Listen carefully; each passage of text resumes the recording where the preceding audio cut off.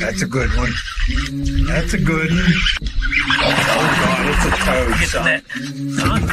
It's a toad, dude. Let's go. I wake up to a little bit of drool on my pillow, feel like it's gonna be a bad day. What's going on, fans of the One Cast? Welcome back to Fishing Friday. I know it's been a couple weeks, probably been about a month since we actually were able to get on here and do one. Just with travel and tournaments and a bunch of other stuff. Trey just totally locked the mics out because he had to move his for no reason. 37 days.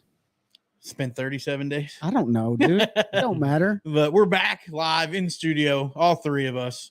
It's been a little while since we've had all three of us for one of these too. I think last time Ben might have been was I on the Missouri, maybe? No, dude, he was back. No, I don't think we've done one since he was in Missouri. I know Ben selfishly went to Missouri. Pete selfishly went to the beach. I stayed here and had to suck it up. No, I'm just kidding.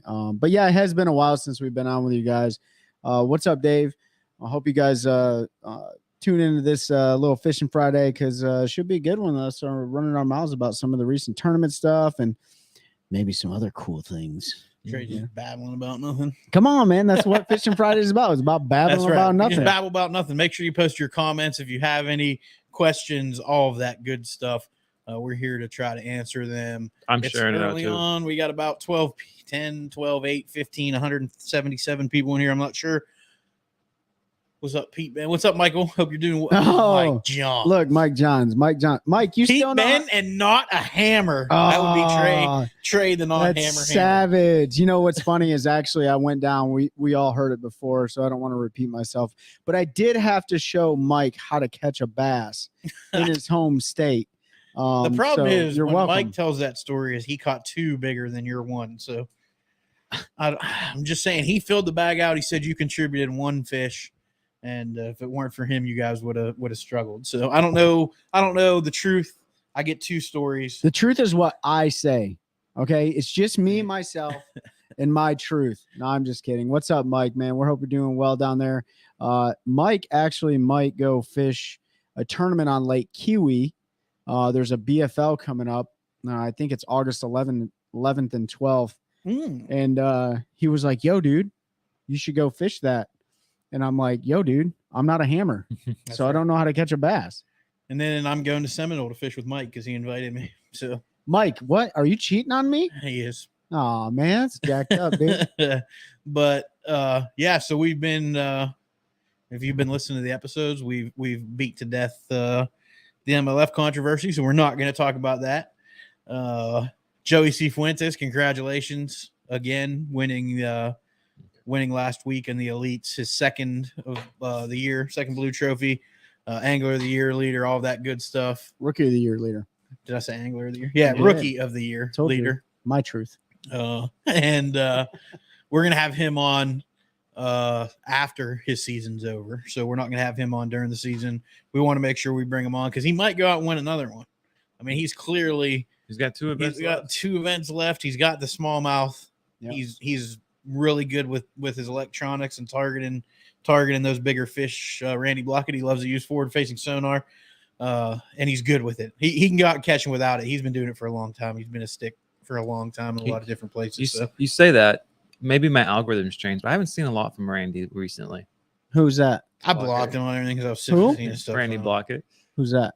I just saw something yesterday. He was running his trap. So maybe my algorithm changed. Oh, man. You know, there's a lot of people running their traps just like us. Yep. But we run our What's going on, Tim? Hope you're doing well. For anybody that is here, we got a good one coming up this week. We got Maddie Wong going to join us, Elite Series Pro, qualified for the Elites by winning Bass Nation, which is really cool. Mm-hmm. So he qualified for the Classic that way, qualified for the Elites. Had some interesting takes on forward-facing sonar on Bass Live that we'll delve into with him. Yep. And I have a feeling that's going to be a long one and a good one. So looking forward to that. Rumor mill time. Maddie Wong coming on our show? No, I heard another rumor. What? Maybe let's wait a little bit. Well, let's wait at like 59 minutes. Yeah, we'll leave everybody with that. 59 minutes and 45 seconds. Ponder that. NPFL news, though, if you all are interested in fishing, yeah, they did open up their application process today. Yep. They've got a POW. We talk to them guys pretty regularly because they help hook us up with their anglers and stuff. And we're going down to see them at the last event on Lake Lanier in October. So for anybody that's local down there, we'll be down there. We'll post a schedule kind of when we're going to be down there, what we got going on. So you can come out and say, hey, if you want to. Ben, didn't you submitted your application for the MPFL today, didn't you? No, but I should. But yeah, so if you're interested, make sure you get that application in. We've talked about how great of an organization they are, doing things a little bit different, lots of fun. And I should put one in just to make Brad go through it. we did reach out, speaking of Brad, to him when we saw that drop just to check. They're not sure when or if they're going to close that application. So don't wait. But they also want to have some extras on their list just in case the guys back out or whatever. So get your application in. Tim, great question. If I win Mega Millions 1.35 billion, the first fishing purchase I'm buying is that brand new Icon 21 XL that I just saw, fully rigged out, $115,000. Nah, dude. I'm building my own bass boat. No, I would definitely get a new one, but I would be test riding every single one. I honestly I lean towards the Vexus like first Yeah. stop, Yeah. but I think with over $1 billion, obviously you're not going to get $1 billion. I think they figured like 585 million is what you would end up taking home by that you pay much with taxes and everything. taxes. Really? so It's got to be 700 million or something. 37% is going to come off so you don't get the full amount. So like the present value is probably 700 million. Yeah, 700 million, right? So you basically anywhere between if you live in a state that doesn't have taxes, anywhere between 37 to like 50%. Wow, Depending on state taxes. that's unbelievable. So you're bringing home It likes 350 million if you take the lapse lump sum. Well, I'm still gonna build a boat. Tim, 1.35 billion, man. Well, every single one of my friends automatically gonna give him $1 million. I was gonna try to calculate it, but my calculator doesn't get Automatically. That's a fishing investment right there. Like you got to give your buddies money so that they can pay their entry fees in the MPFL, and then you can fish against them, and then you can beat them and take their money back, your money back. Let's just say 40%. There's some other rumors out there too. 500, so 810 million would be your take home roughly. I can't say too much, but they're very likely a couple fishing companies going to go bankrupt pretty soon. Oh, is that right?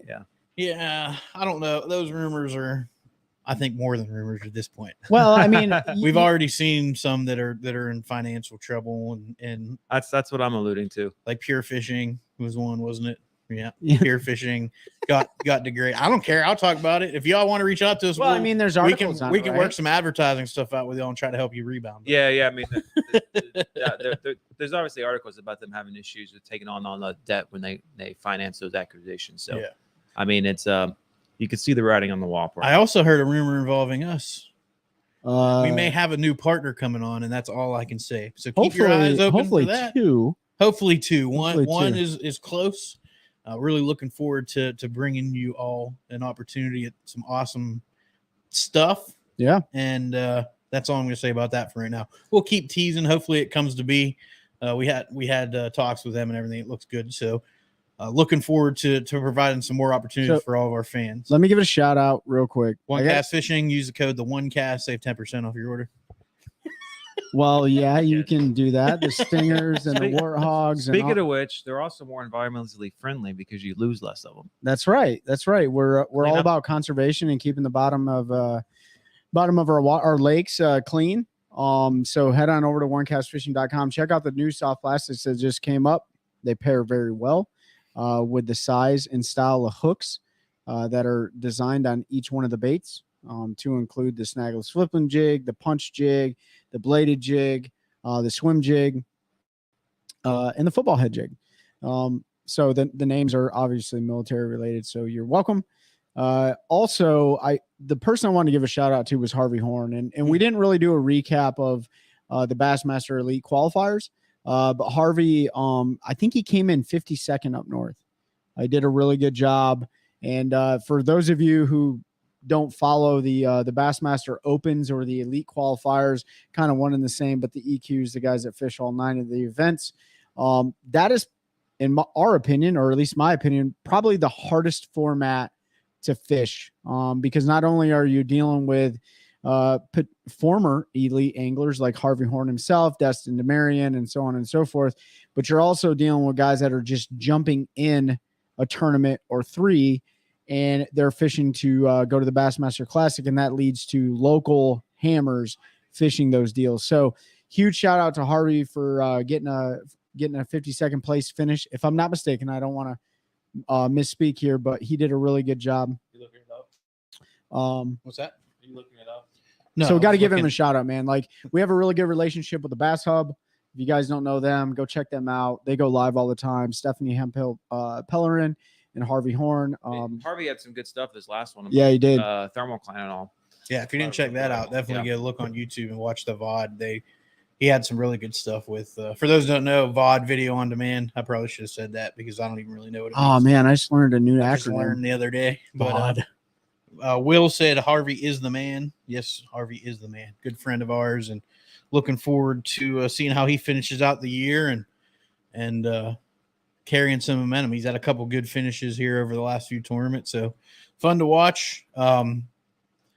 Yeah, man, it's tournament season's kind of winding down, so we're starting to line some stuff up for the off season. Well, it's not really winding down, right? Well, at the pro level. So at the high level, I did want to say something, right? And this might ruffle some feathers, but I'm really tired. No, here we go. Really tired of seeing it. But yes, at the national level, like, things are winding down. You got the last couple tournaments going on with the MPFL over the span until October. If you guys didn't get to check it out, go to our latest episode on the OneCast, whether or not it's on Spotify or YouTube or wherever you want to go. We had a show with the recent winner, Trent Palmer from Saginaw Bay, won $100,000, a giant shield. It was a great episode. That was our most recent episode that dropped. Yeah, Right? just dropped last yesterday. And then the one before that, if you didn't check that one out, that was with ourselves and Pete's lovely wife, Chelsea, and did a full breakdown of iCast and some of the really cool things that Chelsea saw. So the last 2 episodes, we had awesome conversations with great people. So MPFL is getting ready to wind down. BASS is north. They're fishing their last 2 tournaments up north. I don't know about MLF. Not a huge follower of it. This is their last event going on right now. Kevin Van Dam, this is his last season. This is his last event. This is his last event. Yeah. Going on right now. Going on. Will Kevin Van Dam come back at some point? I don't know. Everybody has their suspicions, but he does have a lot of legend status in Bassmaster. He's coming back. But what I do want to say is, I see a lot of this stuff, man. A lot of these really ugly negative posts on these fishing forums on Facebook and stuff like that. People, we talked about this before, but people genuinely asking questions, like how to, enter into a Wildcat tournament or how to do this or whatever. And people just, I don't know what it is. I don't understand the why behind the why, but people are impulsively just extremely ugly to one another, right? There's a lot of people on there just wanting to know information, right? And what I wanted to say is, there's a Wildcat tournament that runs around here, and I'm not going to name the name because it really will probably make a ramp fight. But if you are hosting a Tuesday night or Wednesday night or Thursday night or whatever the case may be, and people are on your open social media website and they want to know a piece of information, don't act like it's an inconvenience to you to answer the question that somebody has. Granted, yes, maybe they could click on the website or could click on something, but how many people are not as savvy on social media? How many are not savvy? Well, there's a lot that aren't savvy. There's a lot of older people that fish. There's a lot of people that still don't have social media, believe it or not. So when somebody asks a question, don't be a jerk, right? And if you don't feel like you have the time to answer the question, then step away from hosting that kind of stuff. It's super frustrating because you give everything a bad rap when you act like that and you behave like that. It's not just you, right? There's young kids out there and stuff that see this stuff, and a lot of young kids emulate behavior. Well, don't do that. If you think you're too busy to answer a question, then don't be the host. That's all I'll say. It just pisses me off, dude, when I see that kind of behavior on social media, when people truly just are asking questions. They're not saying, hey, bro, can I get your spot? No. They're saying, hey, hey, how do I do this? How do I show up for this? Do I have to enter it online? Do I have to, dude, I ain't got time to answer all these questions. If you can't It read doesn't on- matter if it's the like, come tournament on, director man. or somebody that fishes it. Like if somebody asks a question and you can help, you should. Like Trey said, you see it all the time. People be like, well, if you have to ask, you probably don't belong, blah, blah, blah. Everybody belongs. You want to fish a tournament and you're not sure, reach out to Trey, reach out to myself, reach out to Ben. We'll figure it out for you. Or we'll figure out the right people to ask. Yeah. If you haven't yet, a lot of you asked for a video about decision making and fishing a tournament and stuff. Trey and I did one. It's out on my YouTube channel, which is Pete Shandrick Fishing. If you search it on YouTube, go check that out. Give us some feedback. I already have a few things that I want to do better for next time. But it's my first time ever editing anything really like that long. Usually I just throw music on and put a video up. So let us know what you think of that if you watch it. Like, comment, subscribe. That's probably where we'll post a lot of those type of informational videos, either there or on the one cast fishing YouTube, because it's just tough it's kind of a pain to set up a whole nother YouTube. So we might just roll with that. But if you have ideas for videos, things you do want to know, ask us. We've always said, we want to cultivate a culture. We want to build a culture of anglers helping anglers. We want to provide any information we can. Obviously, we're a bunch of nobodies. None of us are pros or probably ever will be. Maybe one day, who knows? But I feel like I'm a pro. More than happy to share the lessons that we've learned in tournament fishing and just angling in general. Like if you have questions about, where to look, where to do, stop messaging me and asking me where the fish are when you see me posting pictures and I catch them, because I love y'all, but I'm not going to give you exactly where the juice is. But I don't have a problem telling you what I'm looking for, all that kind of stuff. But there's plenty of fish, there's plenty of water. So reach out to us. If there's videos you want to see, let us know. I'm going to get out tomorrow and pre-fish for a tournament next weekend. I don't know if Trey's fishing tomorrow. Ben, you going to fish? I know you're going to work on some boat issues, huh? Yeah, I'm probably going to pull my boat out and start that process at some point. So let's talk about that. Like one of the things we didn't really talk about before we started our live was like, what kind of topics are we going to talk about? We never do with live, but here is something that I think needs to be talked about is, and it has been talked about before on several forums, but we talk about baits and rods and reels and line and all that stuff. But if you can't get to or see your fish or navigate because of power, well, then you got bigger issues, right? You're not even going to be able to really fish. So Ben, what's going on with your boat that maybe the audience wants to hear about? I mean, I've got multiple pretty much electronic issues. I still got to completely solve the alternator issue. So that's one. Back in Missouri, my other one went out. And then I had my old boat engine there that threw a rod a few years ago. So I swapped off the alternators and it seemed to be working fine for a little bit. But now it's doing the same thing. It's not even charging an idle. It's showing current running out of the battery. So that's an issue. And then I'm having voltage drop to my live scope.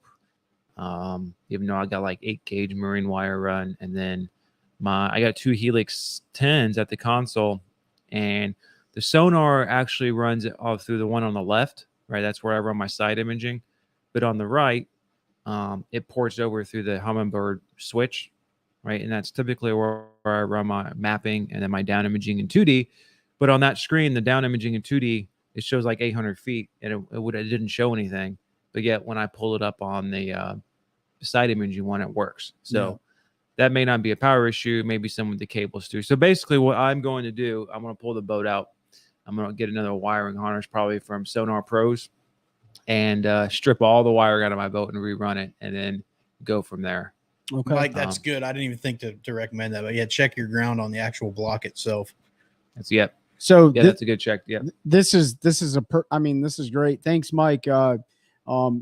At least Mike knows about electronics a little bit, and I showed him how to catch a bass. So, bro, that was awesome. Before we go too far, so Mike had a boat get damaged, get struck by lightning, right? Dude, listen, yes. I just saw in I have a Vexus. That's the boat that I run. I'm just kidding, Mike. In our Vexus boat owners group, a dude struck his power pole got struck while he was driving down the road, fried his boat, and then went through the trailer plug and fried all the electronics in his truck. They totaled his truck and his boat from a lightning strike while he was driving down the highway. Lost both of them.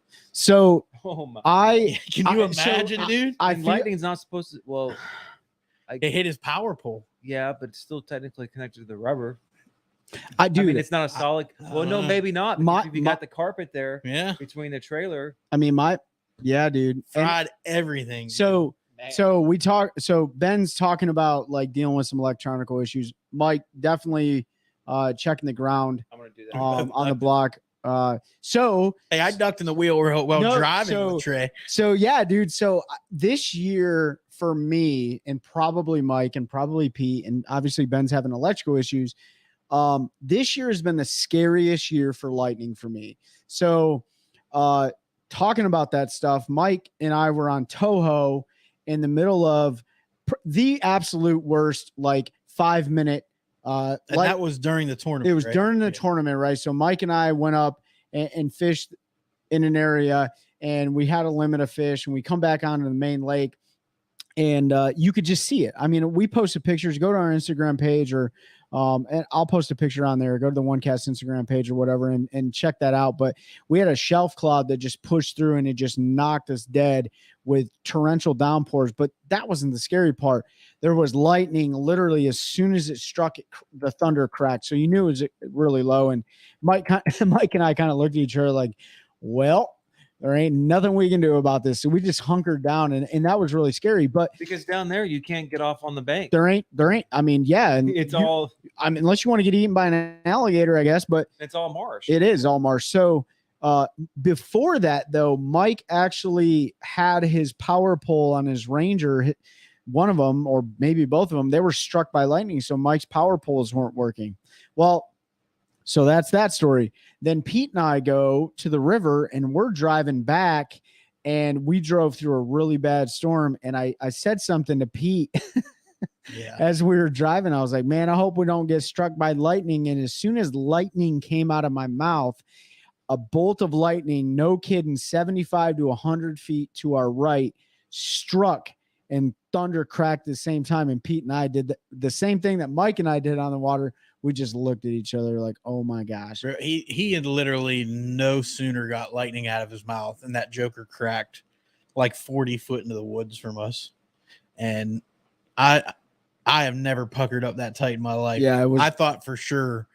And then I was like, Trey, you MFer. Don't you talk about us getting hit by lightning. Did you just call me a Milliken Fisher? Yeah. Oh, Mike, Milliken fan. Mike said, "Ben, voltage I'll drop hit issue before you buy a harness." I'll hit you up when I get the boat out and I get around to So kind of working on it. Kind of rewinding back while we were talking about boat power issues, is there are always issues. There's a lot of issues, and if you go check that episode out with Trent, he talks a lot about that, right? He's the owner of what is it, Sonar Pros? You're absolutely right, Mike. And you know, like these boats right now, when you buy them from the dealer, from the factory, whatever the case may be, they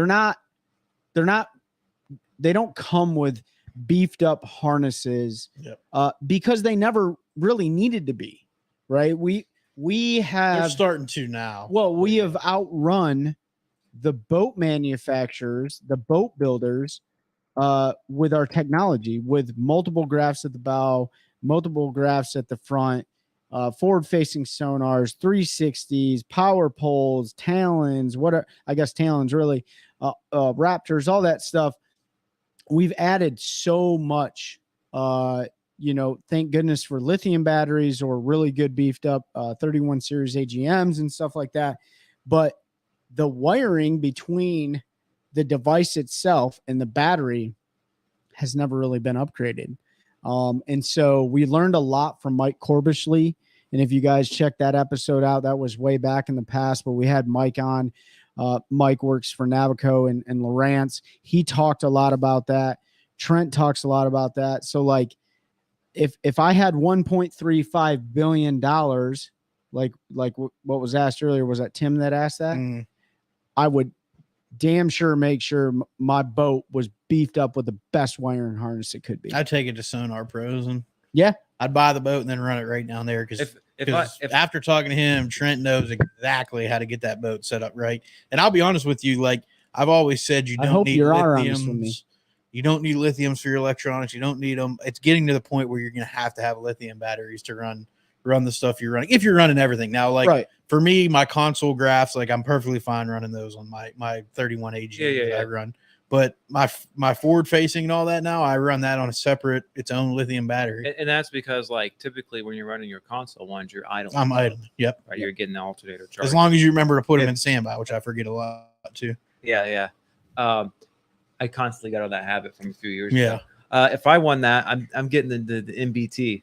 Yeah. What is that? The next big thing. Oh, you can have like a 30-inch screen up there. I'm gonna have one on the front and one on the console for sure too. Yeah.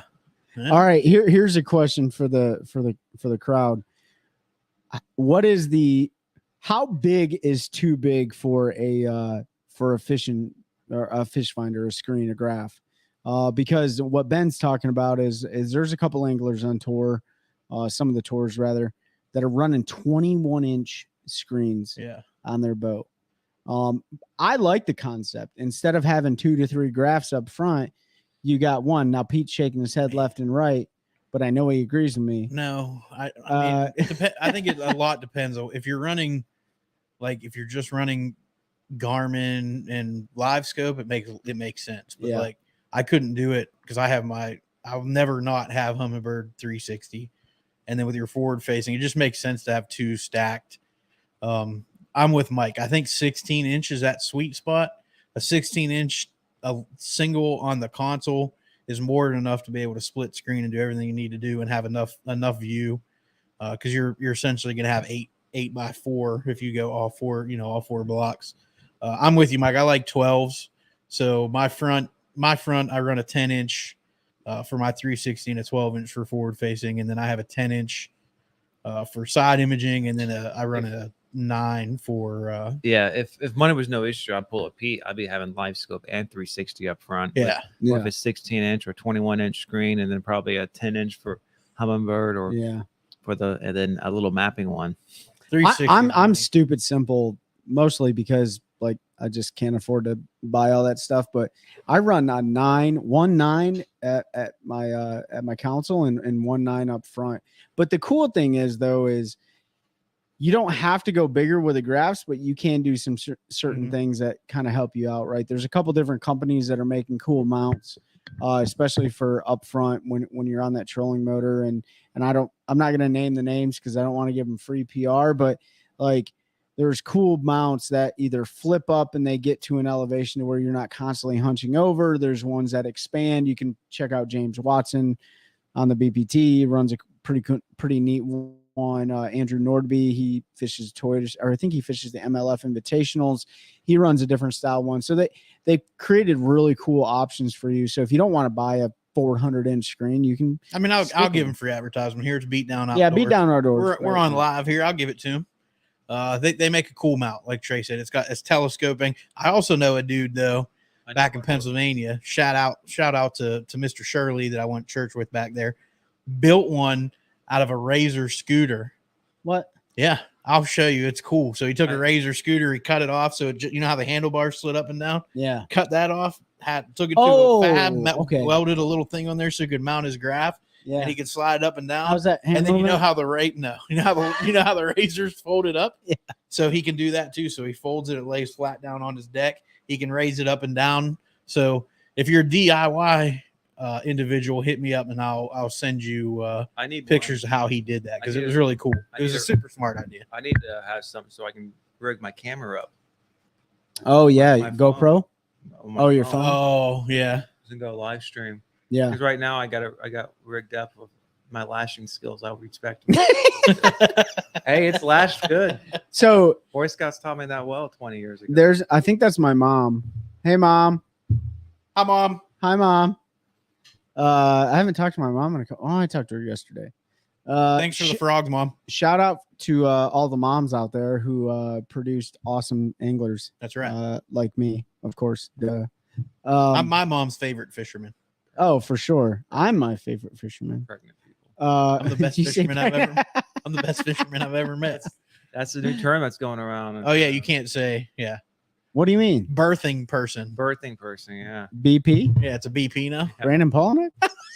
I just that acronym's already been taken. Like, stop it. Yeah, man. So dude, fishing's been tough. I saw the Wildcat here at Jordan on Tuesday. The winner had like 10 pounds. Yo, Didn't Steve win? Or he's second? That was a Our Harris. buddy Steve Lope. No, he did it on Jordan too. Jordan. I'm gonna pull it That up wasn't right this now. last Tuesday. Yeah, it was. Yeah, he was right there. I don't think he won. He might have been second. So Go ahead, keep talking. the weights have been low, but the lakes have been absolutely hammered. The temperature has been just Brutal. crazy hot. That's the old website. However, what I do like, Mike Corbersley, of course, he won This was Mike Corbersley won the yesterday. the Thursday night on Falls. On Falls Lake. Listen, if you fish against Mike Corbersley on Falls Lake, Just give him your money. you might as well just give him your money. Steve, It's okay to accept. Mike, second if you're place. on there, just He's not. people just give you the money.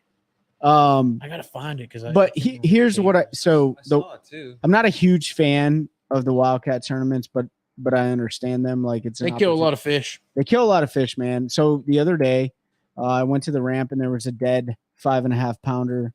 And Eric. listen, fish mortality, like second. fish kills happen. 3 fish. Yeah, fish kills happen. I get it. But go check our conversation out with Chelsea Shandrick 2 episodes ago. Go check our conversation out with Harvey Horn. Big fish was like 5.72. Yeah. But There's learn how to fizz fish. learn how to take care of fish. Is it going to kill our fisheries? No. Does it look bad on anglers when there's a bunch of dead fish floating around the ramp? Yeah, I'd say so. And plus it just stinks. But it's an interesting thing. Like I'm not a huge fan of the Wildcats because I don't think like conservation is the first thing. Before we keep going, I just posted a link for Barb Elliott's Facebook page. Go send her a message and order you a fizz kit from her. She's gonna give you her phone number when you message her. She's going to tell you to message her, call her anytime. If you have any questions, it has really good colored instructions for both smallmouth and largemouth. I believe spots same way as the small, just as the same as a smallmouth, but she'll answer that for you. Comes with everything you need. It's a great little kit. I think it was $5 or $10. I just ordered 10 of them. So if you're local and you want one, holler at me and I'll hook you up. I gave both these guys one. We should do a giveaway. Yeah, you know what? Yeah, we'll work something out for the podcast. Yeah, we'll work something out. Speaking of giveaways, we're not going to give this away, but we are going to have some apparel coming. We got some shirts, working on some hat stuff. So keep your eyes open for that if you're interested in supporting us with some One Cast apparel. Excited to finally get that rolling. But back to what Trey was saying before I rudely interrupted him. I agree. I don't think that fish conservation on Wildcat tournaments are number one. I'm going to be honest with you. We're going to have Corey Oakley back, and I'm going to have a conversation with him off the record. But I think the state needs to step in and stop issuing permits from June to the end of August. I don't think there's any reason to have tournaments during that time of year because it's just when you're talking about 92, 93, 94 degree water in some cases, I don't care. Most of those fish are going to die no matter how good you do. Now there is some technology coming. We talked about in the episode with Chelsea. Go back and listen.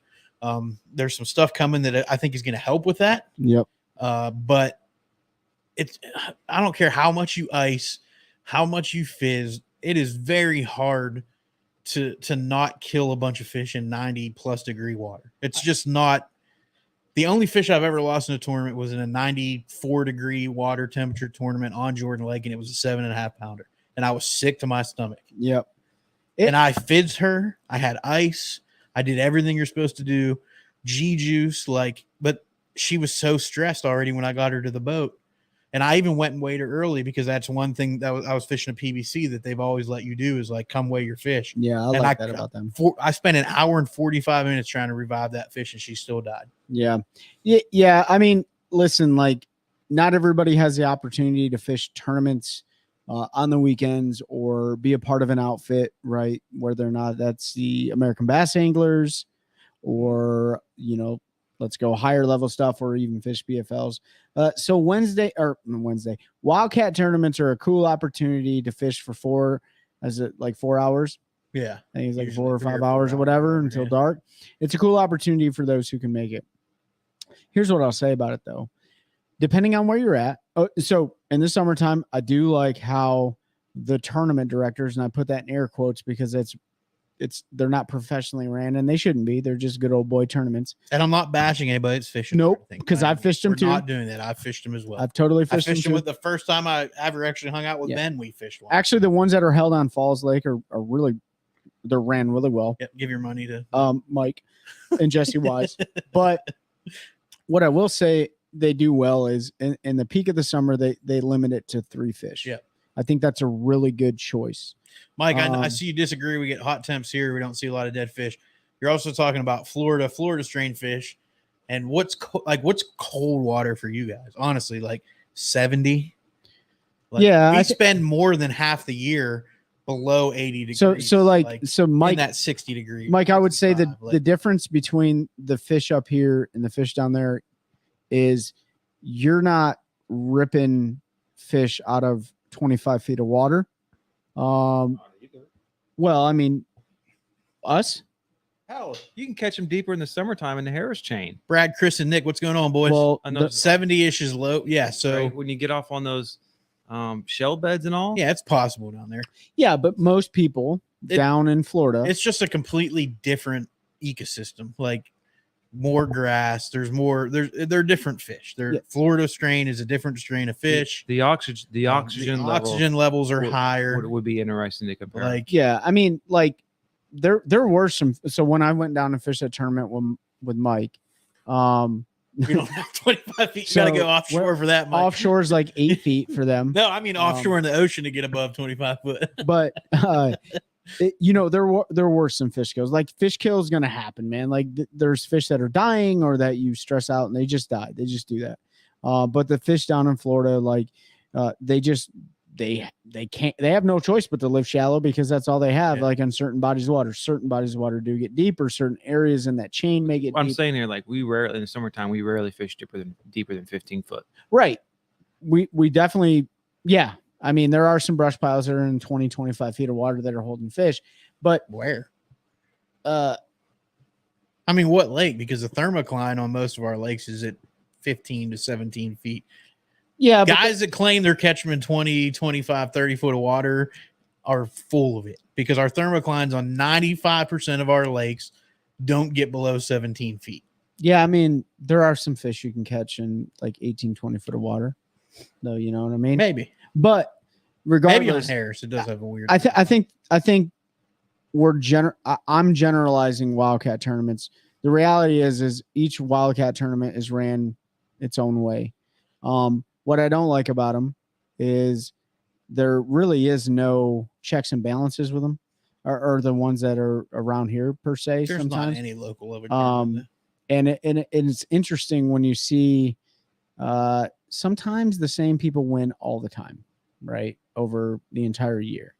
The other thing about Wildcat tournaments, that's exactly what they're called Wildcats, is because they're just a wildcat tournament, man. Like you got bubbas that can spend all day out on the water, then you got bubbas that get off work at 4 o'clock, and then they go to the lake, and then so it's really just good gambling at that point. But I don't like fishing them. I don't like hot water tournaments in North Carolina because they kill a lot of fish at every level, no matter who the tournament director is, whether it's a Wildcat or the Cat Trail. Fish are dying at warm water, and somebody needs to do something about it. And that's all I got to say about it. Just don't fish them. Just don't fish them. I don't. What was the other thing that we wanted to talk about? Apparel. We talked about that. Brad, Chris, and Nick checking in. I think I said hi to you boys, but I'll say it again. What's going on, guys? Glad you were able to jump on. This is KVD's last event. KVD's last event. If you guys are I will say, a fan, because I've checked out and watched some of it. I'm old. I don't want to come off as bad, right? but I am even more impressed with the NPFL anglers now. And I say that right because the MLF BPT and most of those guys were poached from bass. This is what they were doing. They are considered professional, right? I know the weather conditions are a little bit different, but the weights are Absolutely the same. Same, if not a little bit worse on the Saginaw Bay. On Saginaw Bay in the Yeah. top end. And largemouth is playing big because, as Trent was talking last week, like those smallmouth schools offshore, they're not very big. Like he was getting 8 or 9 bites a day. Yep. And so, although last time I checked, like most of the top 10 or the highest leaders had all smallmouth, most of the field is catching their limit to make the cut, just catching largemouth out there. Yeah. Yep. Yeah. That Saginaw Bay, man, I've never fished it before. You fish it, Pete? Mm. Man, that's a beast of a body of water, but I don't want to say any more on that. Like, you should totally go watch the episode or listen to the episode. So Yeah, listen to how Tyler or Trent caught them. Yeah. Listen to how the top 3 caught them the same way. Well, top 4 really caught them the same way, and then compare that. Look at the statistics and weights, and then compare that to what's going on in the BPT. Like he said, there's a lot of parity there. Some guys are on smallmouth, some aren't. It seems like they've caught more bigger largemouth, a better quality largemouth. A lot of those guys. I saw somebody had 17 pounds of all largemouth the other day. Yeah, we didn't see that. Christie, I think, had. Yeah, he had a big bag of largemouth. Yeah. But I think it's a cool fishery because you have Not that Christie. option. No, he was at St. Clair. Oh yeah, St. he's at St. He did that. He did it at St. Clair. He did it at St. He Clair. ran up the river and caught some. Yeah. largemouth. Not. Yeah. Saginaw is cool because they got that grass. Like being able to go chase those largemouth in that kind of environment is pretty cool there. And then obviously you have the smallmouth offshore, which some people found, some people didn't. Yeah. So BPT's in, and KVD's professional fishing career last tournament. Maybe. I don't think it is. He's coming back. I feel like it's such a teaser. He's coming back. I feel like it's a teaser. It's the only reason why I feel this way is I think 2 to 5 years from now, or even longer, at some point, KVD is going to come back as legend status to the Bassmaster Series. That's what I think. It's not a money thing for him. No. At this point, he's got enough money. He's built enough relationships with the companies. Like KVD is good. Oh yeah. But I really like Ben. I think that competitive nature that he's had his whole life is going to start to nip, and he's going to want to fish competitively. I mean, we're second for Group A. Yeah. And you know what, dude? Like, man, he's going to Michael Jordan us. He might, Michael. Sorry, no. Mike said, I loved He dropped down. Saginaw Bay. I think he's what he's talking about. Loved Saginaw Bay last year. Caught almost everything on a buzz bait. Mike, I wonder. I don't know if you had the bearings in your bait caster at the time, but if you threw the same rod and reel combination with your buzz bait, I'm surprised the fish didn't like jump out of the water and run away as loud as that bait caster was. Like Mike chucked this. What kind of bearings did he have? Ceramic bearings. So he made like the first caster in practice on Toho, and that thing sounded like it was an incoming rocket. Like it was just, and I was like, "What is that?" And he's like, "Oh, I didn't realize they were that loud." Yeah, he's used to. So that was pretty fun. He's used to just fishing. Yeah. Yeah. But it is funny. It's cool. Like, man, when you fish with everybody has their own way of fishing. Mike, you definitely are really good at doing that whole like one-handed casting deal. That is something I've never mastered. I just can't do it unless it's with a spinning rod and skipping a worm or something. But I cannot do that. So let them know it's coming. Yeah, I think it's a bird squealing to its death and about to hit the water. Yeah, and that's why I had to show you how to catch over. Here we go. Fish. So, Harris boy, everything's an over, her under. Yeah, Mike, we definitely wish you good luck at Lake Kiwi, man. I know up in the comments earlier you said, yeah, it's official. I'm going to be fishing the BFL up there, which is a body of water he's never fished before. But him and I talked the other night, and we're kind of going over the map, and it was like, man, there's a lot of stuff to fish on Kiwi. I can get you hooked up with some folks that have fished it a good bit, and we'll probably. Mike reached out to us after we're done with the show.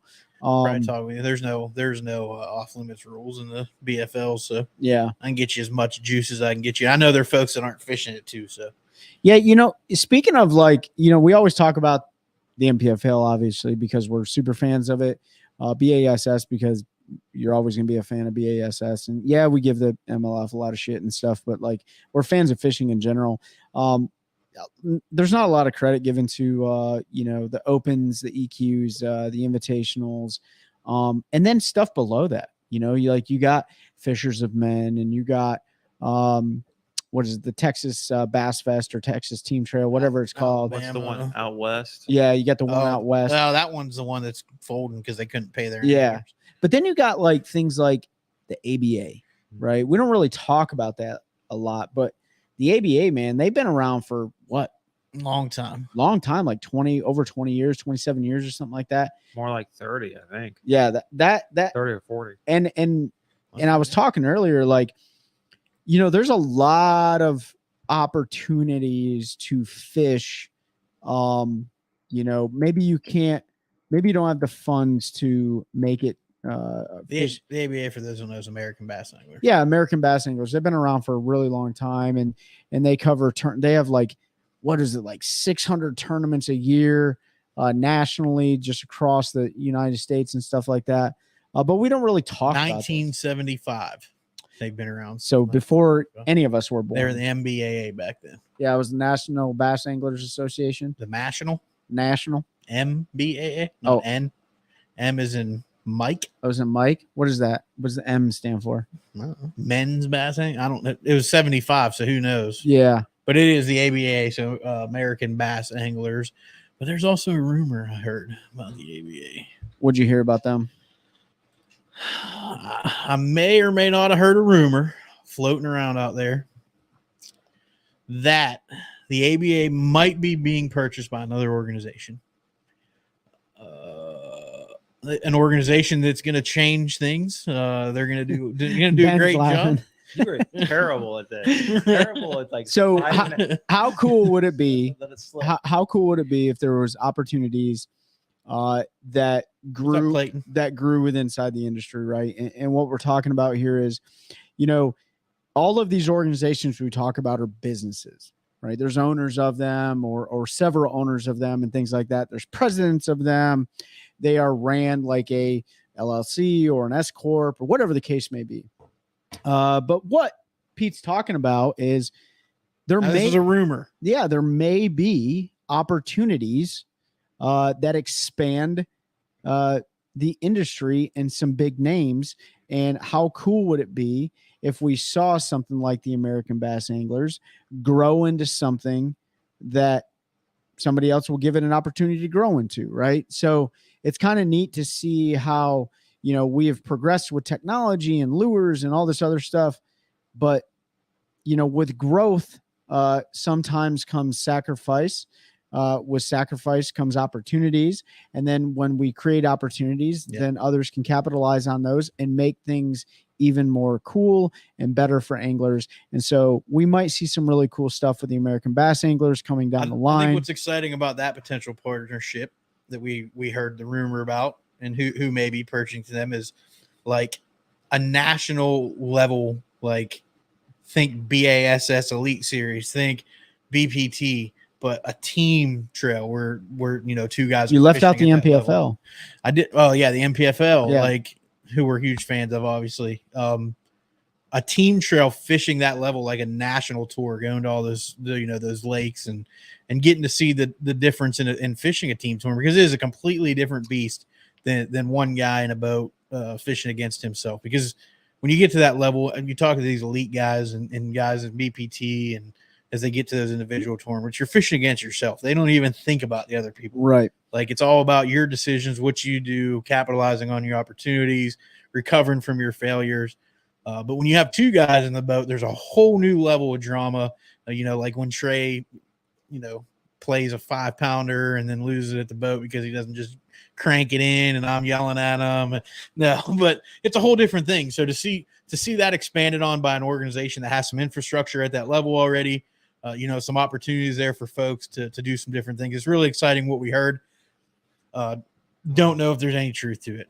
So honestly, I hope there is. The other thing I'll say is, everyone wants to grow something new. But what I think is cool about maybe what's going to happen is when the infrastructure is already in place, you don't it takes out a lot of the work, right? Yep. So the demand is already there because the consumer, they're us, right? The anglers. The demand is already there. And so instead of growing something or building something from the ground up, because we already know how crazy big the fishing industry is, the bass fishing industry, it's pretty cool to kind of look at what Pete's talking about. And Ben knows, rumor has it that the infrastructure that already exists may be getting a little bit better. Right. So that's what we'll say with that. Yeah. So keep your eyes open for some news in the fishing world. And as we learn more, if it comes to fruition, if the rumors are true, obviously we'll share anything that we've heard with our listeners and followers and all that good stuff as it comes out. But that was the little bit. That's Chelsea. Leave my pal alone. Look, Chelsea. Even you made fun of the way he like tippy-toed around the boat when he hooked that fish in our YouTube video. Oh, but Trey also made fun of himself, so fair. Yeah. But Ben, you got to say anything on that? I was thinking team tournament and snafus landing on. Oh yeah, there's all kinds of drama. Doggone, I don't think we were in a tournament, but flipping crickets and I, Sam were fishing we were fishing Jordan. I don't know if this was the practice or tournament night, and I had a 6-pounder on a crankbait coming in, and he knocks the fish off with the net. Oh, back to the co-angler. That is actually, it's on video. It's one of the old videos. I think it was actually practice. I think that's the day before. I don't remember. That's the day before we came back and then had 18 pounds with 3 fish and took 6th place. That lake is so wild, man. Yeah, dude. No, sorry. We had 15 something. Sorry. Still, didn't you have With like 3 16 fish, or something with 3 fish this year? And I had almost 20 pounds with 4 fish and came in 12. yeah, Yeah, you're welcome. That's old Jordan Lake for you. It's because I played that other 5-pounder for You probably 5 minutes. did. I'm like, get them in the boat. I don't mess around. I just crank them, grind them till they're like old G-Man said. Don't let them know they're hooked. As soon as you set the hook, just grind them in the boat. Let them figure it out when they hit the carpet. No. Yeah. But I like apparently that's just a slight touch if they bounce up. Yeah. So the reference there is maintain some freaking integrity. Yeah. If you didn't see, I'll call them right out because I've been doing it. I don't care. So another video came out from the MLF at Saginaw Bay. Was it Spencer Sheffield again? I don't think Yes, was it. it was. Oh, it was Spencer Sheffield again. So now I wonder how much he's paying his marshals. No, I'm just kidding. Maybe. Anyway, he hooks a fish, grinds it to the boat, and then boat flips. For anybody that watches in MLF, the fish cannot touch the carpet, right? Now, like if their tail touches it, they can call a slight touch and it's not a penalty. If it touches the carpet, it's supposed to be 2 minutes. This fish bounces, y'all. Like, and then he grabs it and picks it up, and the marshal said, and he goes, "Slight touch, no penalty." I was like, that fish is literally unconscious. That 100. I said this in the 2 episodes ago. That was absolutely not Spencer's fault. It wasn't absolutely the marshal. And I was just kidding about him paying marshals off for anybody that's gonna tear us up. Like, it was a bad call, and that comes back to when we talked about the MLF and the way they want to do things, right? Like with the marshal, catch, weigh, release.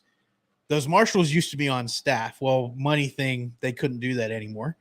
Now you're starting to see why. If you're going to do that and you're going to have a referee, they need to be paid and they need to be part of the organization. Yeah. So there's something to be said. Like if you can get fired, then you're probably going to have a little bit, you're going to make better decisions. But like volunteers, it's like, well, I don't really have anything to lose. Imagine as a sports fan, and I'm just going to I'll use baseball as an example. Terrible. Imagine you're a Yankees fan, right? Whatever, just because they're a team that everybody knows. And before you're like, I'm going to the game on August 23rd. Imagine if there was a link you could click and say, I'm going to umpire that game. I'm going to sign up. Here's my $50. Throw me on the field. Imagine if a professional sports organization, football, baseball, hockey, whatever it is, let their fans sign up to be a referee. Like I get it with BASS because they don't require. That might be better. Yeah, there are times, but BASS does not require a marshal, right? Like if you have one, great. If you don't, it's not the end of the world. you have to have one in MLF. They Yeah. have to have somebody there I know. to act as the judge, man. Like It's crazy to me that like there is an official on every. Do they still wear like the straight up like? they still give them the striped. Yeah, shirt. like yeah. like dude, I feel With like Toro on I the feel back. like it's necessary for them to start having like yellow flags tucked into their belt. Like, I mean, don't litter in the lake. I'm not saying that, but like, yeah, dude, like that was insane. or a flare to shoot off. Or like you have like That'd a be entertaining. or like a May- bamboo stick to maybe, like whack the angler maybe with. like every angler should have the ability to have somebody monitoring the live feed, and they could challenge a play. Be like, nope, that Yeah. wasn't a slight touch. I want to review that. And Yeah. they- See, that's that, and we talked about this, man. That's what I miss.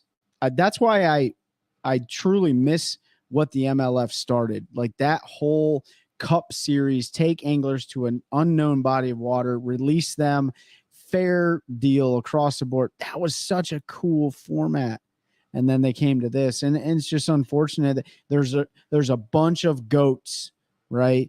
Figuratively speaking, Kevin Van Dams and Andy Morgans and Mark Roses and all these great anglers that are Say wrapped it. up in this. Just track. say it. I know you don't want to. Say it. I I'm want to not- hear you say his name. Jacob Wheeler. Hey, it's interesting. Yeah, Jacob. There's like a 4-way race right now. Ott for, Defoe. Angler At of the the Year. foe, yeah. Like there's and all these. Oh yeah, you're dudes, right. You're right. Other than DC, Dustin Connell, all those guys have won at the elite level too. They Yep. have blue, like, so they, they can do it. Yeah. I Anyway, hate to keep beating this up. The split was a tough thing. I understand why Did you some guys- anglers left bass. Some Did you went guys there, watch but Zaldane's thing about the split? I did not. I didn't watch his it's- thing, but I read his post. It came out this week. His Zal Dangerous episode, whatever these call his podcast. The I bilge. haven't listened to it because I finished listening to Mercer today, and I still need to go back and listen to that one. yeah, the title is they're talking about the split, Yeah, like the inside stuff. I knew he wanted to talk about the it. clickbait's kind of like the inside stuff that happened during the split. Matt Becker, yeah, home Matty Becker. You mean it wasn't the same fish he caught twice, Michael? Old Mike Johns. Anyway, I'm not talking about this anymore. The split, go listen to Zaldane because he brings up a lot of good points. Like a lot of that was driven by the Did you listen to it? no, but he made a big post that I read about it and said he was going to elaborate more. That's right. But remembering back to when that happened, a lot of it was about sponsor money. That was when the non-endemic sponsors really started to pull out. So like the Sit-Goes and all of those, they stopped giving everybody boats. That was the start like 5 years before that, right? So now there's a smaller pool of money and everybody was competing for it. And there was a lot of clash within like the elite level, which were they the elites back then or the 150s, whatever they were. They were then. the elites. Yeah. There was a lot of clashing amongst the anglers and people were frustrated because, oh, you stole this sponsor left and took this guy. That makes sense. And so there was a lot of disdain there and guys left because there was an opportunity to still represent Rapala, but now I'm representing them in a different league. And so the Rapala goes, well, I got to have an angler in both because they're both professional leagues, it's quote unquote. Yeah, it's interesting. When the split actually happened, 2019, 18. First season was 19. First season was 19. Everybody started. It was in the work for probably a couple of years. I'm sure. Right. So you start people talking about this 2015, 16. It's very interesting, right? Because after the last, the Great Recession, right, 2008, 9, like all those $300,000 payouts went away. Yep. And a lot of the big non-endemic sponsors went away. I don't know exactly when Walmart pulled out of FOW and all that, but because all during the 90s, right, they had $300,000 prizes. Oh yeah. So a lot of that big money pulled out after that recession, and it didn't all come back. And then that was also the time that YouTube exploded and probably started taking the influencer game, probably started taking some of those sponsorship dollars away. It'd be interesting to look at when it's interesting when that whole YouTube and people started investing in content creators there, because I never really, it was about that time, because that's about when like 15, 16, because when it really started to blow up. that's really that's when the Googans were exploding, and then that's when they were really on their way and up. the guys that they started to snatch already had big followings. the guys that joined that weren't Yeah, part of the this founders. is way and all before that, Goog so. and Bates, right? So they were working with Favorite Yeah, and yeah. MTB and all of them a lot more. Yeah, you're right. So Um, that would have been 2014, 15, somewhere in there. Mhm. But I'm just going back and watching some of the old BS. Why do they call it the split? That's a question for me. Why do they call it the The split? schism, the schism? Like, yeah, the great schism in but- bass fishing. but a lot of guys are referring to it as like, oh, when the split happened. I mean, it was a split. It divided that level of fishing. There had never been I mean, another league that competed with BASS at that level. FLW was never looked at the same level of BASS. They never tried to be. right. Like the FLW did their thing. They did it great. They had an awesome series, but they never tried to nudge up to the Elite Series, the 150s, go back their history and all the names. I mean, I don't. And then all of a sudden, this other organization comes and they go, "We're the same as you. We have all these same big sponsors. Everything's the same. We're gonna take your anglers." And they pulled those anglers. So it was truly a split in the industry. I mean, it split that level. I think the split's got to do more with the taking the anglers because because FLW had a lot of money. They had some big names. They had big bass names go fish there. Rick Clunn won tournaments there. KVD fished there. They did, but they didn't have the same coverage.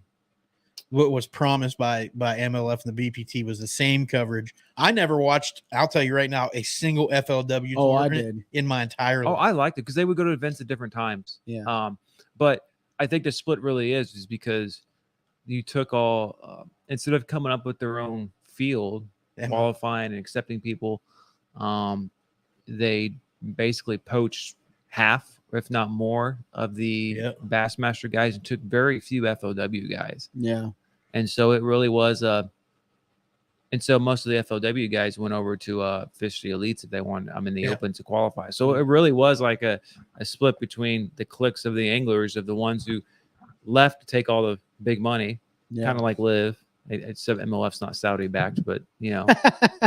I don't look at it, and Mike, you're right. Nothing will ever top the classic. That's be a tough one to beat. That's kind of like looking back, history and everything. No matter what color beret you have in the Army, nothing's really gonna top the green beret. But I look at it as the growth of the industry, right? People say it's a split, but I look at it as a growth because when you look at the industry, when there was one major, right? FLW also was a national tour event or tour league, but now, right? It's the growth. And the best damn thing that come about this is the National Professional Fishing League. And it grew. Bass has grown. BPT, they've grown, but the MPFL, they've grown. Like our industry, I say our loosely, has exploded, dude. And I think it's a culmination of all of the things, from social media and influencers to now 3 major national tournament circuits. Dude, I mean, new bass boats coming out. I mean, the industry, it was like over 5 years just exploded. That was going to happen regardless. The way they handled it, there's no way I can see it as growth. Because they brought it in as a divide. I'm trying to be positive here. Well, but they built it to be divisive. Like the whole advertising campaign, the way it was like, it was always to compete with BASS. It wasn't to give another platform to anglers. It's always a competition. The competition is great. It is growth, but not the way that it was advertised. The way they did it, they didn't show it as no, and could be positive. Let's not confuse a bad business model with growth. Like it did, in fact, grow the industry. But now it created then I think all that stuff would have happened regardless. Well, I'm not saying it wouldn't have. But the facts are that it happened. Now you have the Toyota Series, the Invitationals, the BPT. You got the Opens, aka the EQs if you choose to fish them, the Elite Series. Now the National Professional Fishing League. Maybe something to add on to that. We talked about all of these little things. Like it just created opportunities for Steve, anglers. So is that Steven? Steve, we just talked about your second place on old Jordan. On Congratulations on being a bridesmaid on Tuesday night, Steven. And won the sport. Well, the sport wasn't built on competition, but it is definitely. We do have call-ins, by the way. We Sometimes, should do Steve. call-ins. That would be. We could like set up a business line and have people call and ask questions. Well, they should be able to just. Well, then we have to bring them into the video, and then I have to kick them out when I don't want to hear them. Well, that's that's fine. not nice. We can be that. We can perfectly. We can be like, nope. We might you're do that. done. See, that would be pretty cool. The sport. So We gotta get some sound effects. yeah, Clayton, I get what you're saying there. Like, if you're a fan of tournament fishing, then you see it built. But 50 million anglers, like less than 1% or less, are tournament fishermen. Don't look at my soundboard. We welcome any new platforms as well, Clayton. That's why we're excited about the rumor with the ABA. That's why we love the NPFL. That's why, we're fans of fishing. MLF, I'm a fan. I do watch it. I don't want to say I'm a fan because I disagree You're a fan of the fundamentally sport. with some of the things that they've done.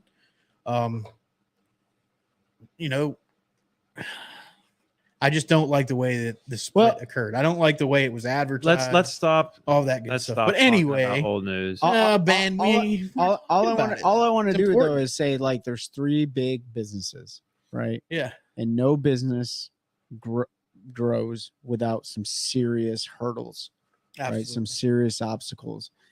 It's not like BASS didn't have their share and continue to have their share of issues. BPT, man, they've only been around since what? 2018. Well, yeah, 2018. They got it right with the MLF Cup events. They got it right. 100%. Oh yeah. They're growing, right? And so even the first 5 years of a business is like it's infant stages. So who's to say that it won't grow into something fantastic? Yeah, well, they're not going to make it out of 5. They're not going to make it. Who's to say they're not? I mean, besides Pete.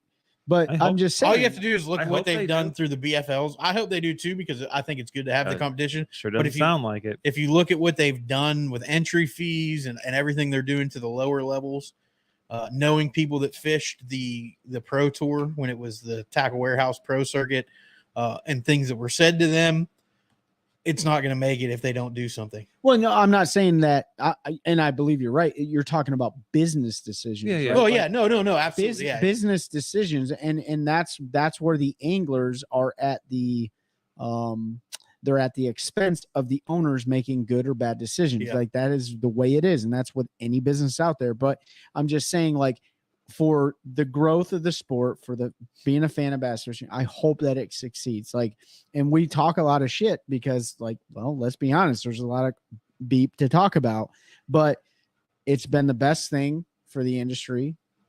With them coming on board, it's been an amazing opportunity for the NPFL to grow, and hopefully it just creates more paths, because we never had high school fishing. We never had collegiate fishing. Well, goodness gracious, like, look at all that stuff. Speaking of paths, and maybe we wrap it up here, but the best thing they did is when they took all those anglers, it allowed a whole new crop to come up to the Elite Series that would have never made it, who have gone on to beat and win multiple blue trophies and proven they are some of the best in the world. That's true. And now with the NPFL coming along and the caliber of people they're getting and they're seeing and they're winning, like, there's a lot of hammers out there. And the more level organizations that you can have this type of payout, right, at this type of business level, right, What's up, Stephanie? is great for growing the industry in general, because there's more opportunities for people. That's right. It's great for growing tournament fishing. I don't know if it's the best for the industry Well, overall, because we know how tournament anglers are. When we talk about growing the industry, we need to talk about fishing as a whole. And there's 49 million anglers that don't fish tournaments and don't care about tournaments. I meet people every day that you're like, oh, did you see so-and-so won? And they're like, what's that? And they're out there fishing just like we are. They have no idea. So but I think there's negative when everything on TikTok, everything on Instagram, everything on Facebook It's not people. all negative. There's a lot of mostly negative. No, you're right. There's a lot of If you're just an everyday angler and all you're seeing is all of that, like, does that really? If you're sitting there and you see people talking about all this cheating and all, speaking of cheating, I'm going to get on something there real quick. All of that, like, why would you want to jump head over heels in the sport of fishing when you're like, look at all these dudes, all they do is argue all day. Stephanie's talked about it on some of her stuff. Like, why do we keep talking about it? And I want to talk about one more cheating thing just because I have fun talking about walleye, guys. New York had 2 dudes stuffing walleye again caught over the weekend in a big walleye tournament. I didn't get all the details. Somebody's supposed to send me the article before we went on, but I didn't get it. So I'll post about that in our stuff. But apparently it happened again in walleye fishing. Somebody has stuffed walleye. From my understanding this was with fillets. So we think bass fishing. You think bass fishing bad. At least we're not stuffing stuff in our fish to get more that we weight. know of. What's coming up, Trey? What you got coming up? You got to know your tournament season is pretty much done. Yeah, I'm contemplating, Mike, on entering that BFL down at Kiwi. I'll make that decision over the weekend. I very well might just go down there and fish blind and fish Lake Kiwi. Walleye fisherman, that's right, Clayton. For the rest of the year, man, like I'm really looking forward to the fall. I'm really looking forward to when those fish push up on flats and they start eating a lot of threadfin shad and stuff like that, and start getting after that crawdad, that deal and stuff where square bills play a role and jerk baits play a role. That you can still catch them on them now, but I'm looking forward to putting that hoodie back on, Ben. I don't like walking out and being saturated with moisture. Yeah. I'm ready for this cool morning run. But and I'm looking forward to things kind of slowing down a little bit. We've been grinding. The off season, if you will, gives us an opportunity to reset, refit, recalibrate, and make sure that we're doing things on our end to make things better for you guys and stuff like that. So those are things that I'm looking forward to. I'm looking forward to the same fall, hoodie weather, cold runs in the morning, bonfires, big schools of shad pushing up shallow so that I can get frustrated because the bass won't eat anything but real shad. Just in general, like I'm ready for a reset. Like it's been a challenging year for me. Tournament fishing, one of the worst I've ever had. Like just struggled this year, just bad decisions and not fishing the moment and trying to fish history when I shouldn't be, stuff like that. So I'm ready to kind of reset. Then why do you want to fish with Mike? I'm just going down there because I want to get run into the lily pads in one of those I'm little just boat kidding, lanes Mike. down there with old Mike. Dude, we get. But, hey, listen, I'll let you finish in a second, but we give Mike Johns a lot of crap, dude. Mike's a great friend, and I just that's all we do is we trash talk. We're Army dudes, and that's the way we operate. So don't take offense to it. We're coming up on a year of doing this too, which is exciting. I'm excited for that. I'm excited to get to a year and to kind of sit back and reflect on it's coming quick, man. It's already August. That's 8 months. Yeah, it's true. It's only 3 months to a year. That's crazy. We're 7 out of 12 months. Yeah. Yeah, that's almost a year. And we had this conversation. It'll be Christmas before we know it. Just think about how quick this is gone. Like we just had Christmas in July, and that's because it's halfway. Yeah. Yeah. Steve, ask your question. Absolutely. We're not going to just end right now. We're having good conversation talking about what we're looking forward to, but I'm looking forward to continuing what we've done and then being able to reflect on the last year, really look at numbers and what y'all like. Again, comment, subscribe, shoot us messages on episodes when you listen, all of that. Let us know what's good and what isn't, because share it. We want to continue to getting a lot smoother with the podcast for sure. Yeah, Mike, I went back when I was on vacation selfishly on vacation, and listened to like episode number 1. And man, I don't know why anybody even listened to the first one. I can't do it because it's so cringe. It was tough, but I think it's important. It was important for me to look and see how far. Was that the NPFL one? Was that our no? Hell, I don't know. The first one, I think we did we do the NPFL or the Elite season first? I can't remember, but either way, it was not. It was tough, and you get a little bit more used to talking. You get more used to seeing yourself. You get more used to hearing your voice. I actually hated my voice. Like I didn't. Yeah. I hate your voice. I know. I hate Trey's voice. Like every time he talks, I just want to put one of these right in his suckhole. No, but seriously, like it's been fun, and I'm glad, Mike, that you recognize that. And I've heard quite a few other folks that have listened say, that we've gotten a lot better, and I feel like you do. You get better at asking questions when you have guests on. That was probably the weirdest thing for me was interviewing people and did anybody listen to episode 1? I think we had like 7 downloads. So no, just kidding. We had more than that, but it's been fun, man. Like our growth is as an individual and as a team, and kind of figuring out each other's strengths and weaknesses. And It was the good, the bad, the ugly. Fishing 20. It was a recap of 2022. Okay, yeah. Yeah. Appreciate that, Clayton. Yeah, if you haven't listened to the actual podcast, so we do these lives on Fridays. We try to do every Friday, but not always. But if you're a podcast guy, check out our podcasts as well. They are on YouTube on the One Cast Fishing YouTube. Look for the One Cast playlist. Apple, Spotify. Spotify's the deal, dude. Apple's are taking over as number one. Spotify is number it? two. But all of those platforms, if you listen to podcasts, I did learn today that Stitcher is going away at the end of the month. So if you're a podcast fan and you listen on Stitcher to any podcast, they are shutting that service down, and that's the end of it. So Steve said, I decided to hop on a friend's boat for the PNC in Falls tomorrow. Pre-fish day, had 5 for 8, 9 pounds. What's a good plan? Launching out of Ledge Rock. I don't fish falls. Fish it a lot like Jordan, man. That's all I can say. Like I don't have a ton of experience on. I don't enjoy your steak, Terry. Everybody that I've talked to, it fishes a lot like Jordan. I don't know falls well enough to get. Decided to hop on a friend's boat, fish PBC. That's Steve Loper. Yeah. You can. I mean, they should be in brush piles and your traditional summer haunts out there. So I don't have as much experience out there either. Because Jordan Harris is so much closer. Dude, so Steve, listen, I don't know if you have time to do it, but your best bet is to go find brush piles. If it's sunny out, go find those brush piles. Yep. Like and listen, like or anywhere where there's some sort of current, right? Which is obviously in the river system, those steep rock walls and stuff. I've had success in the summertime in the S turns. There's a lot of long kind of tapering points that they're underwater points. So the bank looks flat, but if you look on your map, you'll see what I'm talking about. The flat stretches out there and then drops off kind of in the channel.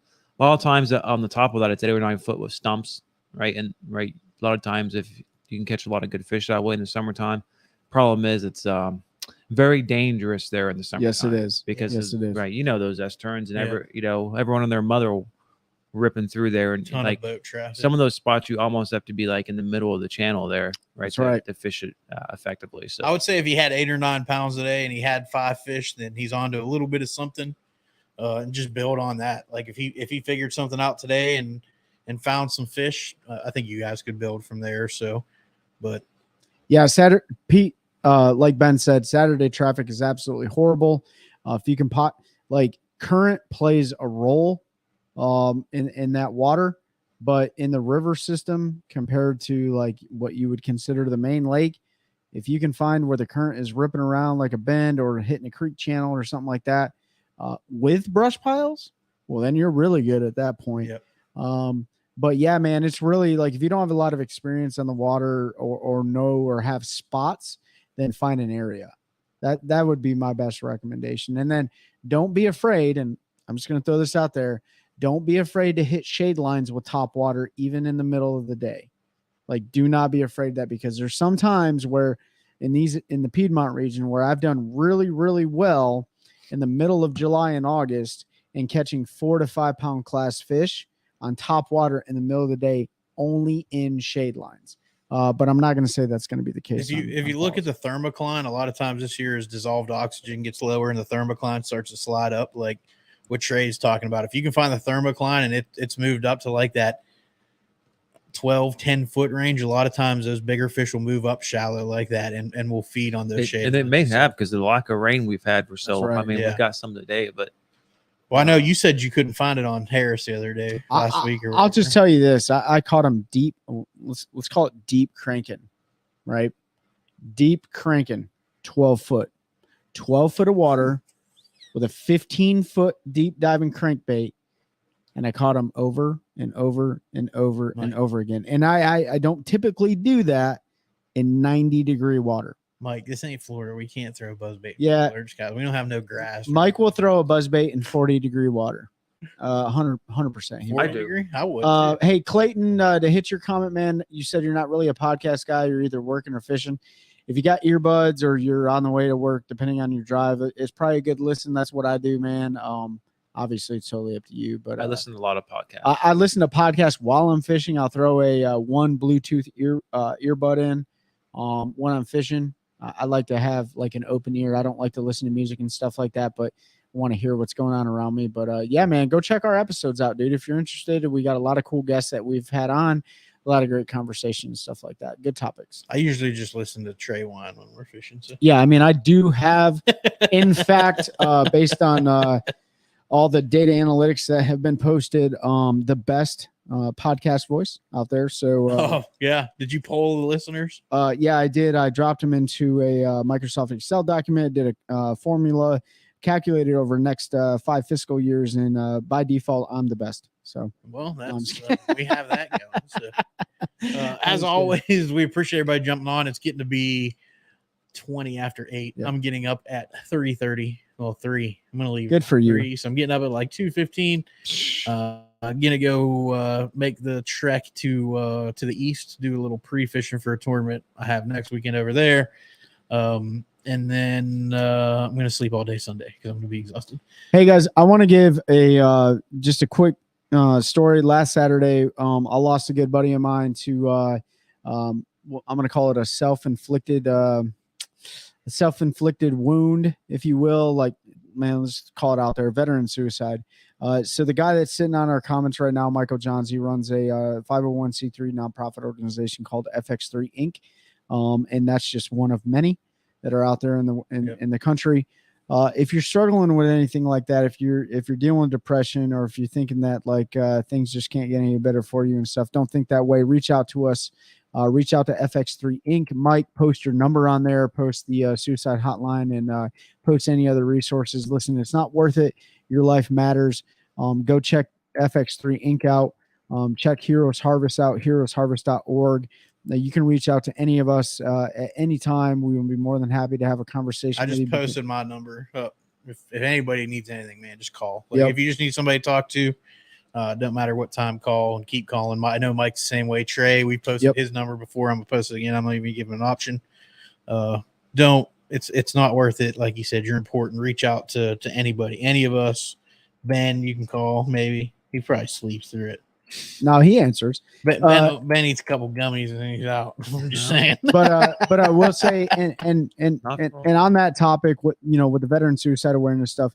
On the flip side, if you guys are looking for really cool like tournaments to fish that are well organized, well staffed, and have the utmost morals and ethics, go check out some of those different charity tournaments, man. Whether or not it's a St. Jude's tournament, veterans tournaments, first responder, it does not matter. Those are some of the coolest tournaments that I've ever fished before. And we referenced multiple times going down and fishing with Mike down in Florida, and that was a Help Our Heroes tournament. We've been talking about Forest Glory Outdoors. You can check them out on Facebook. They have a big, what they call the Warrior Classic, where if you sign up as a boater, they'll assign you with a random vet, unless you have a direct family member, son, father, something like that, then you can pick your partner. But other than that, it's a draw. They team you up with a vet. You go out and fish a tournament. That's on Lake Murray in South Carolina in September. We're gonna get him on to talk about that on one of these lives Friday. And again, hit us up if you want to get out on the water. Like, absolutely, we can make room and get you out if you're local to North Carolina and in our area. We'll go out and do some fishing and talking. And actually, it was another real funny story. Real quick was.